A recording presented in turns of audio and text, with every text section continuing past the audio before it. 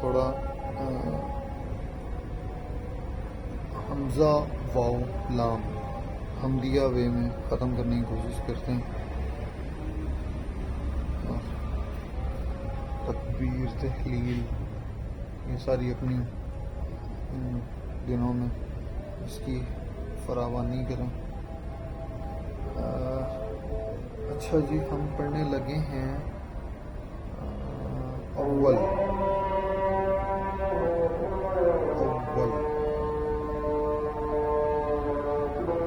حمزہ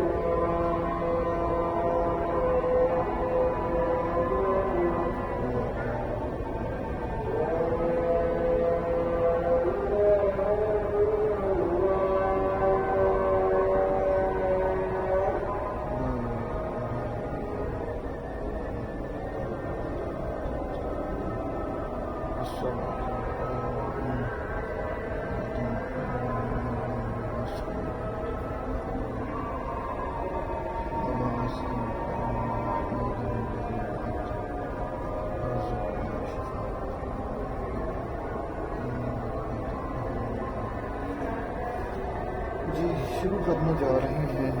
حمزہ سین شاید نہ پڑھ سکیں آج کے دن، اس کو خود دیکھ لیجیے گا. یہ پہلے ہم میرا خیال ہے ایک دفعہ کور کر چکے ہیں. اگر کہیں پہ آگے ضرورت پڑتی ہے تو اس کو آگے یوز کریں گے دوبارہ سے. الآل 170 جگہوں پہ یہ روٹ ورڈ یوز ہوا ہے. آج کا سب سے کمپلیکس روٹ ورڈ ہے. بعض نے کہا ہے کہ آل اصل میں اہل ہے،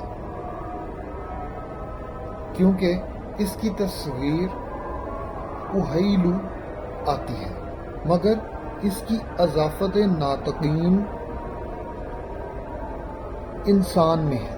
انسان میں سے ہمیشہ علم کی طرف ہوتی ہے.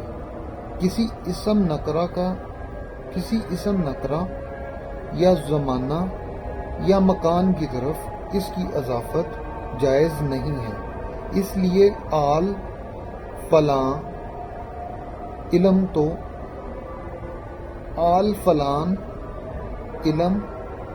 تو کہہ سکتے ہیں، مگر آل رجل آل زمان قضا و آل مکان کذا و آل مکان کذا بولنا، آل زمان کذا یا آل مکان کذا بولنا جائز نہیں ہے۔ اسی طرح ہمیشہ صاحب شرف اور افضل ہستی کی طرف مضاف ہوگا، اس لیے آل الخیاط بھی نہیں کہہ سکتے، بلکہ آل اللہ یا آل السلطان کہا جائے گا، مگر اہل کا لفظ مذکورہ والا میں سے ہر ایک کی طرف مضاف ہو کر آ جاتا ہے۔ چنانچہ جس طرح اہل زمن کذا و بلد کذا بولا جاتا ہے، اسی طرح اہل اللہ و اہل الخیاط بھی کہہ دیتے ہیں۔ بعض نے کہا ہے کہ لفظ آل دراصل بمانی شخص ہے، اس کی تصغیر اویل یا آتی ہے، اوائل بھی جس طرح نکلا، اور یہ اس شخص کے متعلق استعمال ہوگا جس کو دوسرے کے ساتھ ذاتی تعلق ہو، جس کا دوسرے کے ساتھ ذاتی تعلق ہو مگر قریبی رشتہ داری یا تعلق والا ہو۔ قرآن پاک میں ہے وَآلَ إِبْرَاهِيمَ وَآلَ عِمْرَانَ، خاندان ابراہیم اور خاندان عمران۔ أَدْخِلُوا آلَ فِرْعَوْنَ أَشَدَّ الْعَذَابِ، فرعون والوں کو نہایت سخت عذاب میں داخل کر دو۔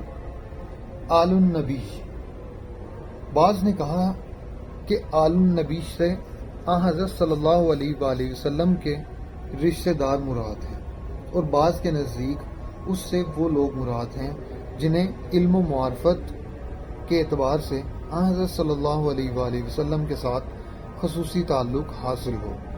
تفصیل اس اجمال کی یہ ہے کہ اہل دین دو قسم پر ہیں، ایک وہ جو علم و عمل کے اعتبار سے راسخ اور محکم ہوتے ہیں، ان کو آل النبی اور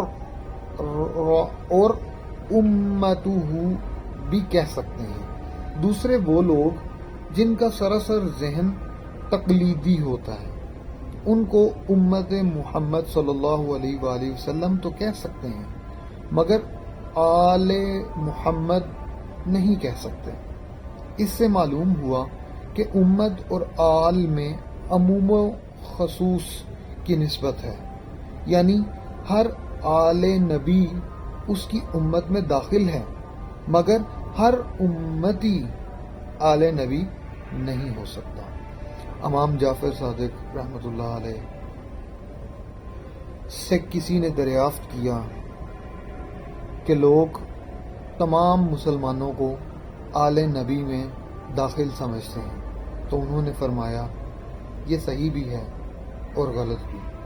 سائل نے عرض کی یہ کیسے؟ فرمانے لگے غلط تو اس لیے کہ تمام امت آل نبی میں داخل نہیں ہے، اور صحیح اس لیے کہ وہ شریعت کے کما حق پابند ہو جائیں تو انہیں آل النبی کہا جا سکتا ہے۔ کما حق پابندی درکار ہے شریعت کی۔ اور آیت کریمہ ہے قَالَ رَجُلٌ مُؤْمِنٌ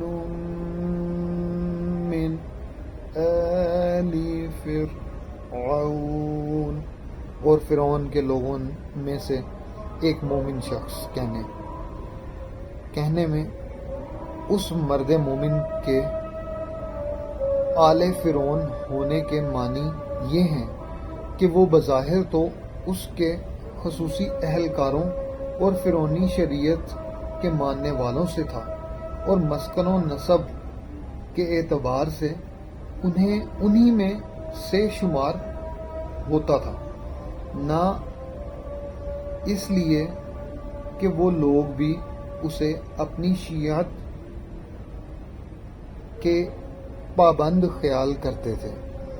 بعض نے کہا ہے کہ جبرائیل اور میکائیل میں ایل اسماء حسنہ سے ہے، مگر قواعد عربیہ کی روح سے یہ صحیح نہیں ہے، کیونکہ اگر یہ اسماء مرکب اضافی ہوتے تو لفظ اہل کو مضاف الیہ ہونے کی بنا پر مجرور ہونا چاہیے تھا۔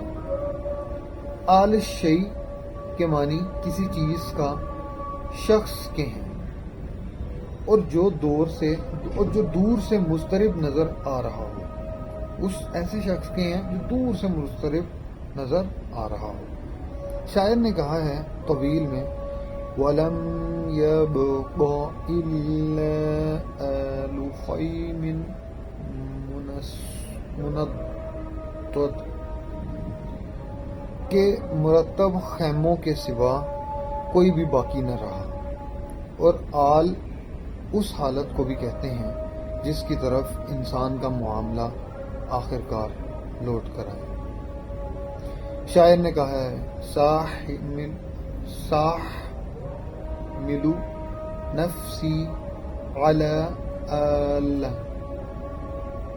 فإما علیہ وإما لها، آخر الامر میں اپنی جان کو ایسے امر پر مجبور کروں گا وہ یا تو اس کے لیے نقصان دہ ہوگی یا فائدہ مند۔ اور آل بمانی سراب بھی آتا ہے۔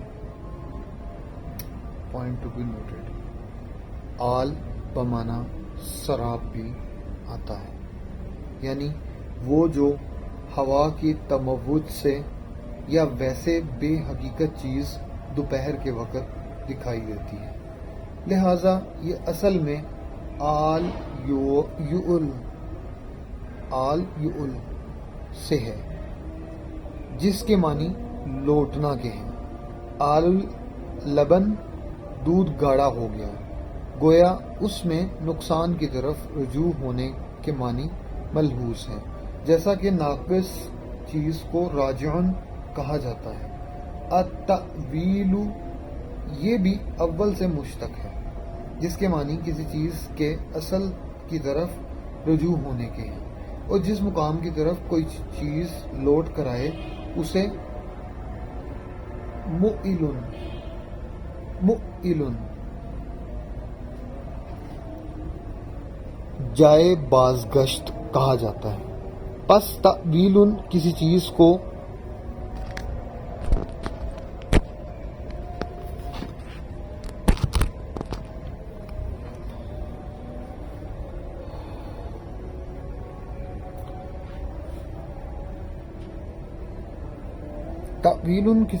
کو اس غایت کی طرف لوٹانا کے ہیں جس اس سے بلحاظ عمل یا علم کے مقصود ہوتی ہے، چنانچہ غایت عملی یا علمی کے مقصود ہوتی ہے۔ چنانچہ غایت علمی کے متعلق فرمایا وَمَا يَعْلَمُ تَأْوِيلَهُ إِلَّا اللَّهُ وَالرَّاسِخُونَ فِي الْعِلْمِ، حالانکہ اس کے مراد اصلی خدا کے سوا کوئی نہیں جانتا، یا وہ لوگ جو علم میں دستگاہ کامل رکھتے ہیں۔ اور غایت عملی کے متعلق شاعر نے کہا ہے وَلِلنَّوَى قَبْلَ یوم البین تأویل، اور جدائی کے دن سے پہلے ہی جدائی کا انجام کار اور اس کے آثار ظاہر ہو جاتے ہیں۔ اور قرآن میں ہے هَلْ يَنظُرُونَ إِلَّا تَأْوِيلَهُ يَوْمَ يَأْتِي تَأْوِيلُهُ، اب صرف اس کی تعویل یعنی وعدہ عذاب کے انجام کار کا انتظار کر رہے ہیں، جس دن اس وعدہ عذاب کے نتائج سامنے آ جائیں گے، یعنی اس دن سے جو غایت مقصود ہے وہ عملی طور پر ان کے سامنے ظاہر ہو جائے گی۔ اور آیت کریمہ ہے ذَلِكَ خَيْرٌ وَأَحْسَنُ تَأْوِيلًا میں بعض نے معنی اور مفہوم کے اعتبار سے احسن تأویلا ہونا مراد لیا ہے، اور بعض نے آخرت میں بلحاظ ثواب کے احسن ہونا مراد لیا ہے۔ الاول نون کے معنی ہیں مال، اور نتیجہ پر رکھتے ہوئے سیاست اور انتظام کرنا سیاست اور انتظام کرنا۔ اسی سے کہا جاتا ہے قد اولنا وایل علینا، ہم نے حکومت کی اور ہم پر حکومت کی گئی۔ الاول خلیل کے نزدیک اس کی اصل اول ہے، اس لیے فعل کے وزن پر ہوگا۔ بعض نے خیال کیا ہے کہ اس کا مادہ واو لام ہے، اس لیے اول بر وزن افعل ہوگا، لیکن پہلا قول زیادہ صحیح ہے، کیونکہ فا اور عین کلمہ میں دو حرف ایک جنس نہایت قلیل الاستعمال ہیں۔ بہت صورت میں اولن سے مشتق ہوگا، جس کے معنی اصل کی طرف رجوع ہونے کے ہیں، اور اولا اصل میں آولا ہوگا۔ کثرت استعمال کے باعث الف ثانی کو واو میں ادغام کر دیا گیا ہے۔ اول اصل میں صیغہ صفت ہے، کیونکہ اس کی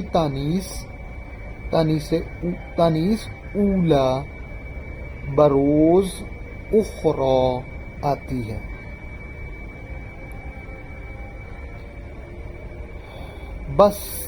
پس اول وہ ہے جس پر اس کا غیر مرتب ہو اور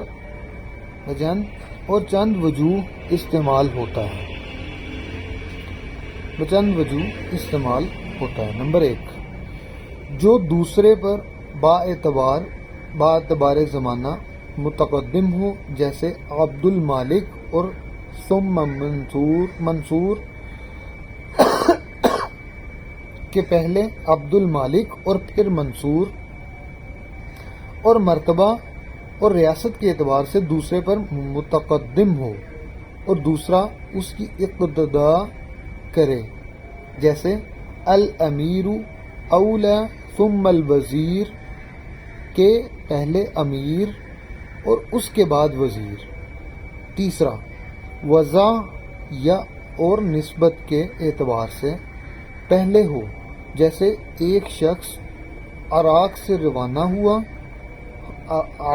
روانہ ہو تو اسے کہا جائے گا القادسیہ تو اولا، ثم فید کہ پہلے قادسیہ آئے گا اور پھر فید، اور مکہ سے روانہ ہونے والے کو کہا جائے گا کہ پہلے فید اور پھر قادسیہ آئے گا۔ جو نظام صناعی نمبر 4، جو نظام صناعی کے اعتبار سے متقدم ہو، جیسے الاس اولا ثم البنا کہ پہلے بنیاد رکھی جاتی ہے، اس پر عمارت کھڑی کی جاتی ہے۔ اور جب صفت باری تعالیٰ میں هو الاول کہا جاتا ہے تو اس سے مراد وہ ذات ہوتی ہے جس سے پہلے کوئی چیز موجود نہ ہو، اور جن علماء نے اول کے معنی غیر محتاج یا مستغنی بنفسی ہی کیے ہیں، ان کا اشارہ بھی اسی معنی کی طرف ہے۔ اور آیت ہے وَأَنَا أَوَّلُ الْمُسْلِمِينَ، اور آیت ہے وَأَنَا أَوَّلُ الْمُؤْمِنِينَ میں اول کے معنی یہ ہیں کہ اسلام و ایمان میں ہی سب سے پہلے دوسروں کے لیے اسوہ اور مقتدا بنتا ہوں۔ اسی طرح آیت ہے وَلَا تَكُونُوا أَوَّلَ كَافِرٍ بِهِ کے معنی یہ ہیں کہ کفر میں پہل کر کے دوسروں کے لیے اسوہ اور پیشوا نہ بنو کہ لوگ تمہاری اقتدا کریں۔ یہاں پہ پوائنٹ نوٹ کرنے والا، کبھی اول کا لفظ بطور ظرف بھی استعمال ہوتا ہے، اس صورت میں یہ مبنی علی الضم ہوتا ہے، جیسے جئتہ اول، اور کبھی اول بمعنی قدیم بھی آ جاتا ہے، جیسے جئتک اولا وآخرا قدیما وحدیثا، یعنی پہلے بھی آیا تھا اور اب بھی۔ اور آیت کریمہ ہے اولا اولا لک فاولا میں اولا کلمہ تحدید اور تخویف ہے، اور جو شخص ہلاکت کے قریب پہنچ چکا ہو اسے تنبیہ کرنے کے لیے آتا ہے، پھر جو شخص بڑی ذلت کے بعد ہلاکت سے بچ جائے اسے دوبارہ روکنے کے لیے بھی استعمال ہوتا ہے۔ عموماً یہ کلمہ مکرر آتا ہے اور گویا اسے تنبیہ کی جاتی ہے کہ وہ انجام پر غور کر کے اس سے بچنے کی کوشش کرے۔ نمبر 6 اور بھی بہت سارے طریقے ہیں، تو یہیں پہ ہم ختم کرتے ہیں، نماز کا ٹائم ہو جاتا ہے۔ جزاک اللہ خیرا کثیرا۔